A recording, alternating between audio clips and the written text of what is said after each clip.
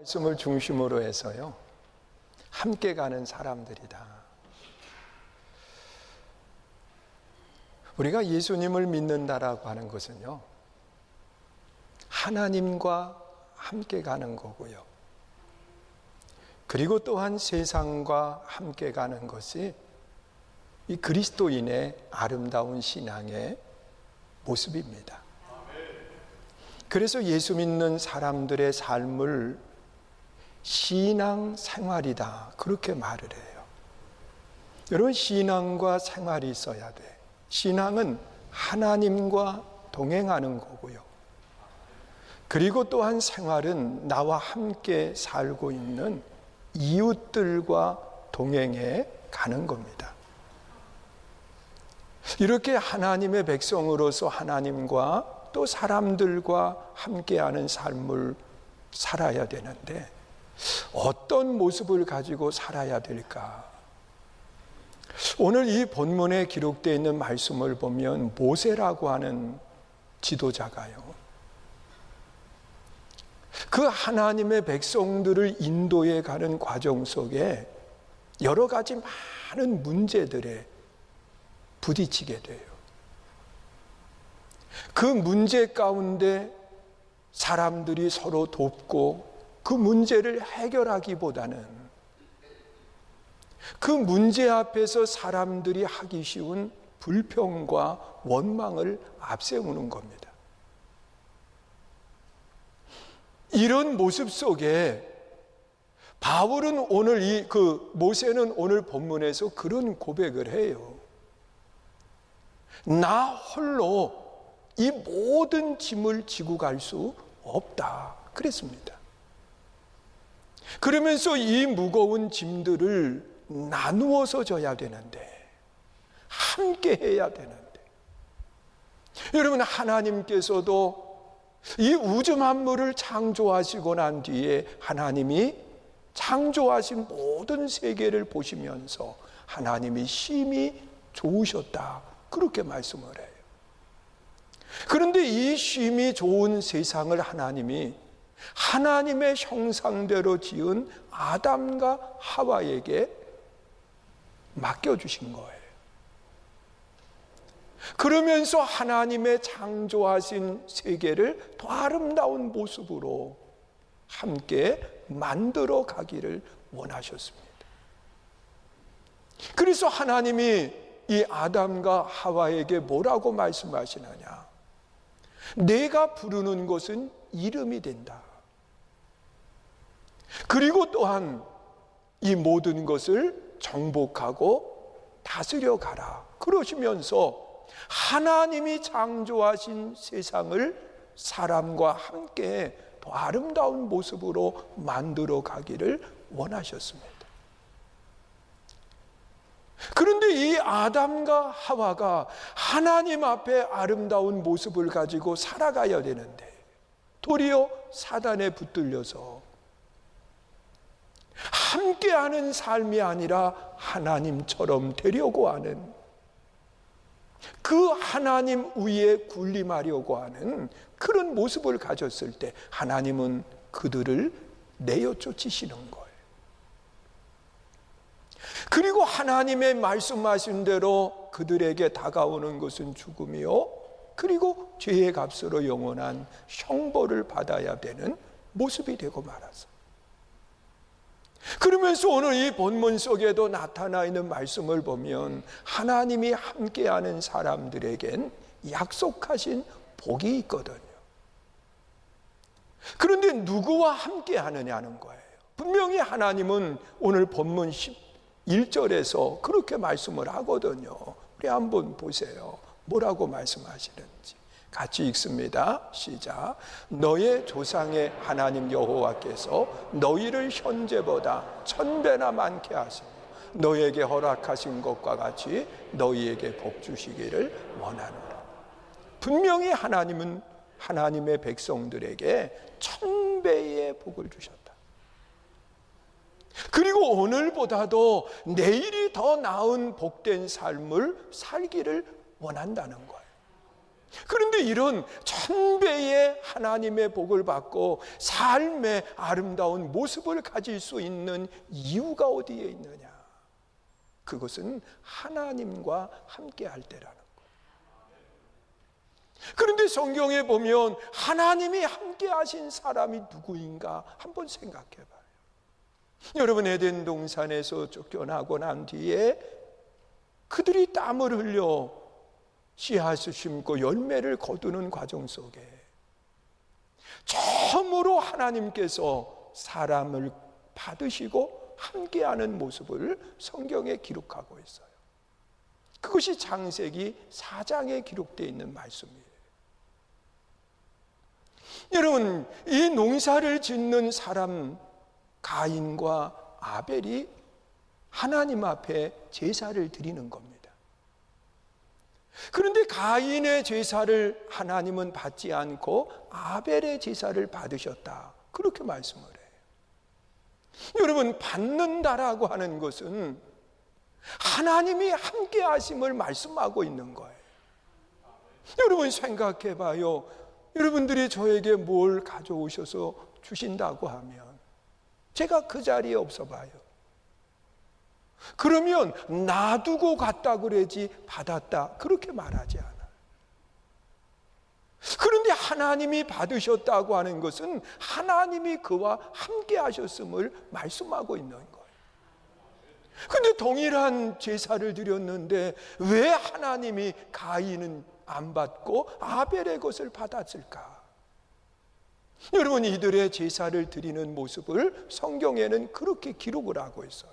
가인은 소출의 일부를 가져다가 제사를 드렸고, 아벨은 양의 첫 새끼를 가져다가 제사를 드렸다고 그렇게 말씀을 해요.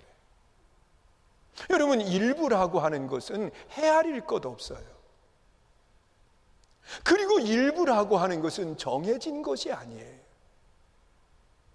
그냥 지나가면서 적당하게 한 움큼 가져다가 하나님 앞에 제사를 드린 거예요. 그걸 일부라고 말을 해요. 여러분, 옛날 그 성미를 뜰 처음 신앙을 가졌던 그 윗분들의 신앙생활을 한번 헤아려 보세요. 뭐 지금은 성미를 거의 안 뜨시잖아요. 왜냐고 하면 밥을 안 드시니까. 근데 저희 어머님도 처음 신앙을 가지시고 그리고 성미를 뜰 때 우리가 이렇게 보면은요, 그 수저가 있어요. 성미 뜨는 수저가 있고 성미통이 있어요.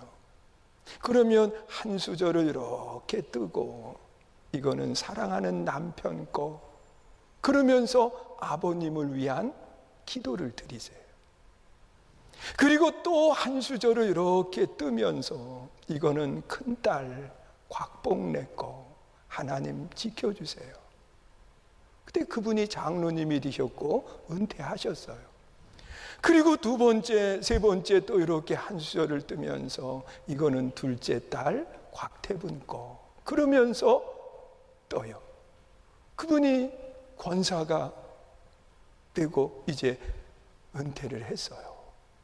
그리고 세 번째, 네 번째 또 다시 뜨면서 이것은 곽순분 거, 그러면서 뜨는 거예요. 그분도 권사님, 올해 은퇴해요. 그리고 또 한 수저를 뜨면서 그때는 이렇게 하다가 예배 끝나요. 왜? 팔남매 거를 다 떠야 되니까. 그러면서 이제 아들 이름을 부르면서 곽태봉, 그러면서 기도를 하는 거예요. 그런데 이제 성미를 뜨던 그 순수한 신앙이 조금 시간이 지나면 주일날 너무 바쁜 거예요. 농사를 짓는 분들에게. 그럼 헐레벌 어휴, 성미 안 가져왔네. 그러면서 가가지고서는 보니까 안 떴네. 그러면 한 바가지 떠요. 이걸 푹미라고 그래요. 푹 떠서 가져가요. 그런데 푹 떴는데 보니까 많은 것 같은 거요. 이걸 덜어요. 정미라고 그래요. 적당하게 떠서 가져가는. 여러분, 우리가 신앙생활을 이와 같이 하지는 않는지. 여러분, 양의 첫 새끼는요, 헤아려 보지 않으면 양의 첫 새끼인지를 몰라요. 양의 첫 새끼라고 하는 말을 사용한 것은 그만큼 내 마음이 거기에 가 있는 거예요. 첫 번이라고 하는 것이 얼마나 소중한 거예요. 또한 양의 첫 새끼라고 하는 것은 양이 정해진 거예요. 여러분, 양의 첫 새끼를 덜어서 가져갈 수 있나요? 아니면 붙여서 가져갈 수 있나요? 이미 정해진 것을 말하고 있어요. 하나님은 이 예배를, 이 제사를 하나님이 받으셨다고 그렇게 말씀을 하시는 겁니다. 여러분, 예수님이 하나님이 받으시는 예배에 대해서 요한복음 4장에서 그렇게 말씀을 하세요. 하나님은 사람을 찾으시는데 신령과 진정으로 예배하는 사람을 찾으신다 그랬습니다. 여러분, 신령과 진정으로 예배한다고 하는 것은 그의 마음이, 그의 영혼이 그 안에 담겨 있는 것을 말하고 있어요. 하나님은 이 예배를 받으실 뿐만 아니라 이 예배자와 함께 하신다고 말씀을 하고 있습니다. 오늘 우리가 하나님의 성전에 올라오면서 우리는 어떤 마음을 가지고 오셨나요? 아벨이 드렸던 제사와 같이 정말 거기에 내 마음이 함께하고 그 안에 내 신앙의 정성과 그리고 담겨있는 신령과 진정한 예배가 되어 있는가 생각해봐요. 여러분, 이 예배를 통해서 하나님은 그와 함께 하신다는 것. 여러분, 사도 바울은 한 단계 더 나아가서 예배를 그렇게 표현하고 있어요. 로마서 12장 1절에 보면 너희 몸을 거룩한 산제물로 드려라. 내 몸이 하나님께 드려질 수 있는 예배자가 되어야 된다는 거예요. 하나님은 이 예배를 통해서 함께 하시고 받아주세요. 믿으세요? 그리고 또한 창세기 5장에 보면 하나님이 함께 하신 사람에 대한 이야기를 하고 있습니다. 여러분, 창세기 5장은 무덤장이라고 이야기해요. 처음부터 태어나고 죽고 태어나고 죽고 계속 누구의 자손 태어났다 죽었다 누구를 낳고 그러면서 이야기하는데 한 사람만 죽음을 맞이하지 않아요. 에녹입니다. 하나님과 300년을 동행하고 하나님께서 그를 데려가심에 이 땅에 있지 않더라 그렇게 말씀을 해요. 여러분, 65세에 무드셀라를 낳았어요. 무드셀라라고 하는 이름의 뜻은 내 대에는 심판이 없다 그 말씀을 했는데, 여러분, 무드셀라가 가장 장수한 사람의 한 사람으로 성경에 기록되고 있어요. 969세. 왜 하나님이 그를 그렇게 장수하게 하셨는가? 여러분, 하나님은 심판 날짜를 정하지 않고 그리고 노아에게 방주를 예비하게 하시고 120년을 기다리시는데 그 홍수가 무드셀라가 죽은 뒤에 이루어진 사건이었어요. 아버지의 신앙 그리고 하나님과 300년을 동행하는 아름다운 동행자의 신앙, 이것이 에녹의 모습인 거예요. 그런데 우리가 잘 아는 것처럼 하나님과 동행하려고 하면 최소한 두 가지가 맞아야 돼요. 하나는 목적이 같아야 돼, 뜻이 같아야 된다는 거예요. 여러분, 같은 목적을 가지고 가지 않으면 반드시 헤어질 수밖에 없어요. 그리고 또한 마지막까지 동행하려고 하면 보조를 맞추고 배려하는 마음들이 있어야 돼요. 여러분, 사람도 동행할 때 한번 잘 생각해 봐요. 중간에 끝까지 동행하지 못하고 뜻이 달라 헤어지는 모습을 보게 되는데, 여러분, 성경에서 정말 아름다운 팀웍을 가진 사람을 꼽으라고 하면 바나바와 바울을 꼽잖아요. 그런데 그 바나바와 바울이 2차 전도 여행을 떠나면서는 갈라져. 뜻이 달랐어요. 왜냐고 하면 요한을 데리고 가냐 마느냐 이것 때문에 다툼을 일으키고 헤어지는 거예요. 뜻이 다르니까. 그런데 그들은 뜻을 달리했지만 하나님과의 뜻은 늘 함께하면서 하나님과 동행하는 모습을 보여주고 있어요. 이해가 있어야 된다, 그렇게 말씀. 여러분, 지혜라고 하는 것은요, 하나를 가지고도 10개를 가진 사람처럼 주변을 풍성하게 만들어요. 그게 지혜가 있는 사람의 특징입니다. 그러나 지혜가 없는 사람은요, 10개를 가지고 1개 가진 사람처럼 주변을 피곤하게 만들어, 힘들게 만드는 거예요. 여러분, 지혜가 있을 때 나와 함께하는 가정이 풍성해져. 여러분, 지혜가 있을 때 그 일터의 사람들이 행복해. 여러분, 지혜가 있는 사람이 있으면 함께하는 모든 사람들의 삶을 풍성하게 만드는 거예요. 그래서 솔로몬이 하나님 앞에 일천제단을 쌓고 하나님이 내가 내게 무엇을 해주랴 물을 때 솔로몬은 내게 맡겨진 사람들을 윤택하고 풍성하게 살 수 있도록 내게 지혜를 달라고 고백하고 있어요. 여러분, 지혜를 가진 사람의 주변은 행복합니다. 풍성합니다. 우리 한번 잘 생각해 봐요. 어리석은 사람이 집에 있으면 피곤해요, 힘들어요, 어려워요. 모으는 것이 아니라 그 사람이 다 흐트러나요. 어리석은 사람이 일터에 있으면 그 사람 때문에 모두가 불행해져요. 힘들어져요. 우리는 하나님 앞에 함께하기 위해서 지혜를 구해야 돼요. 여러분, 하나님이 주시는 지혜가 있을 때 우리 삶은 풍성해지는 겁니다. 믿으십니까? 그리고 또한 우리가 세상을 살아가는 여정 속에 이 모세는 함께하기 위해서 두 번째로 이야기하는 것이 뭐냐? 지식에 대한 이야기를 하고 있습니다.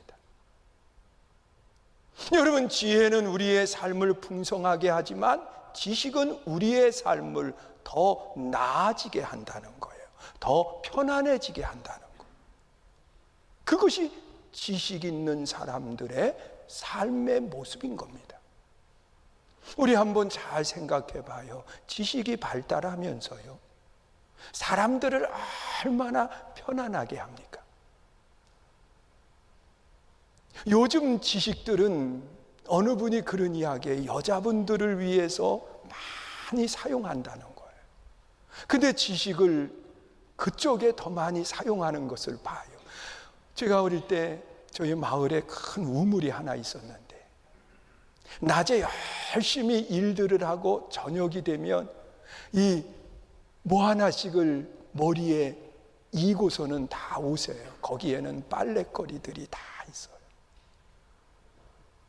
그 빨래를 하실 때 빨래를 두드리는 방망이들을 그 안에다 다 놓고 와요. 모르면 아는 체 해요. 괜찮아요. 있었어요. 그러면 우물가에 쭉 둘러 앉아가지고서는 그냥 거기서 동네 모든 얘기가 다 나오고, 그리고 속상했던 거 있으면 방망이 두드리는 소리가 달라요.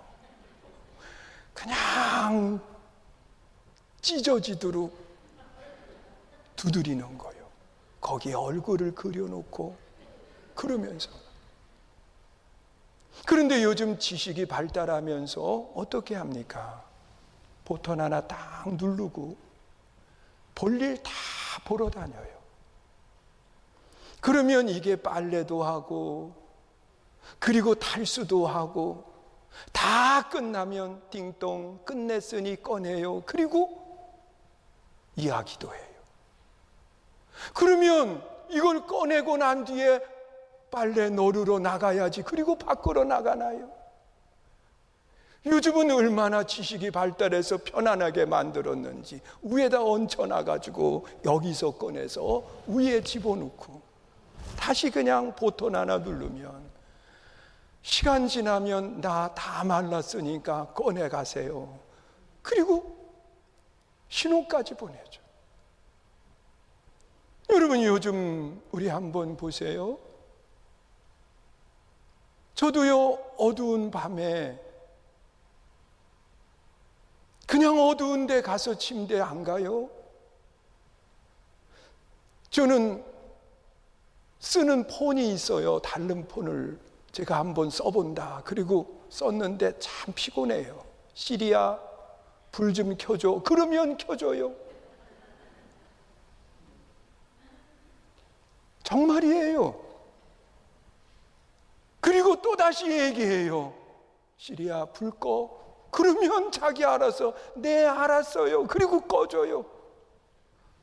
저쪽 불 말고요. 스마트폰 불 말이에요.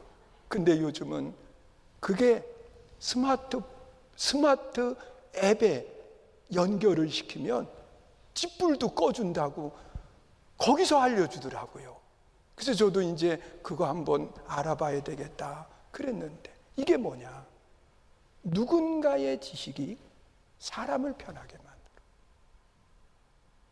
여러분, 우리는 세상을 살아가면서 사람과 함께하는 아름다운 모습을 가져야 되는데 그러기 위해서는 지식만 있어서는 안 되고 지식은 사람을 편안하게 만들지만 지혜는 사람을 풍성하게 만들어. 그런데 이 지혜와 지식을 잘못 사용하면 사람들을 불행하게 만들어. 여러분 어리석은 지혜 때문에 다른 사람들을 얼마나 피곤하게 만드는지 몰라요. 도둑질을 해도 미련하게 해야 되는데 요즘은 아주 지혜로워가지고요. 그 집에다가 미리 들어가가지고 출입문이 있는 데다가 설치를 해놓는답니다. 그리고 다 보고 있는 거예요. 그러면서 비밀번호를 뭘 누르는지 다 그걸 보고 난 다음에 그분 출장 가면 휴가 가면 그냥 거기 있잖아요. 누르고 들어가면 끝나는 거예요. 지혜를 가지고 사람을 불행하게 만드는 거예요. 지식도요 편리하게만 하는 것이 아니라 사람을 불행하게 만드는 게 지식일 수 있어요.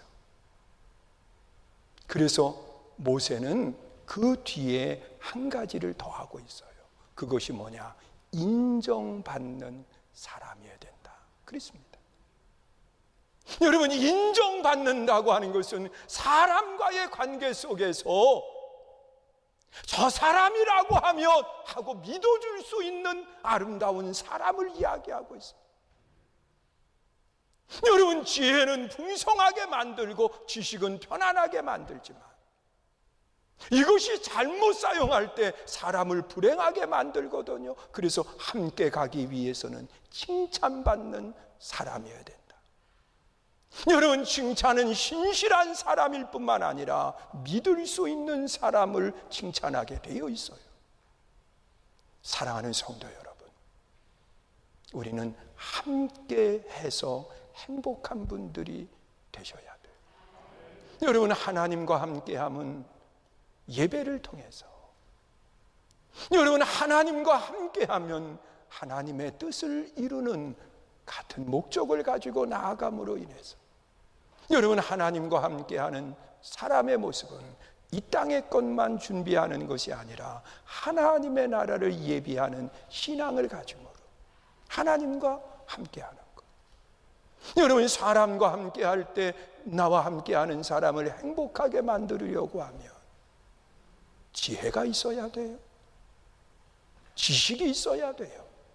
그래서 우리는 배우는 거예요. 지혜를 위해서 우리는 기도하고 말씀 안에 서는 거예요.